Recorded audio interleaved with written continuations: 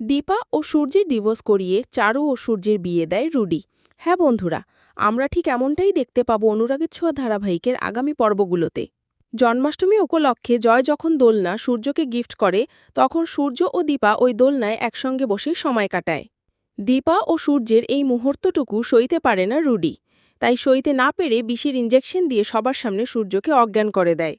অজ্ঞান হওয়াতে আবারও প্রবীরবাবু সিদ্ধান্ত নিয়ে নেয় দীপা ও সূর্যের ডিভোর্স করিয়ে চারু ও সূর্যের বিয়ে দেবে। এদিকে সেনগুপ্ত বাড়ির সবাই একমত হয় এবং প্রবীরবাবুকে বলে, আমরা সবাই চাই সূর্য ও চারু দুজনে বিয়ে দিলে হয়তো আবারও সুখে জীবনযাপন করতে পারবে।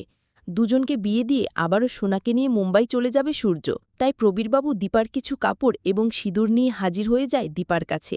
ডিভোর্স পেপারটি বের করে দীপাকে বলে, এই কাগজটিতে সই করো, তাহলে আমার ছেলে সূর্য সুখে থাকবে। আমি চাই সূর্য ও চারুর বিয়ে দিয়ে আবারও মুম্বাই সুখে শান্তিতে জীবনযাপন করবে। প্রবীরবাবুর কথা শুনে সূর্যের সুখের জন্য সে ডিভোর্স পেপারে সই করে দেয়।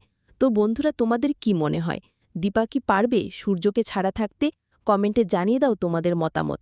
আর যদি ভিডিওটি ভালো লাগে অবশ্যই ভিডিওতে একটা লাইক এবং চ্যানেলটিকে সাবস্ক্রাইব করে আমাদের পাশে থাকবেন।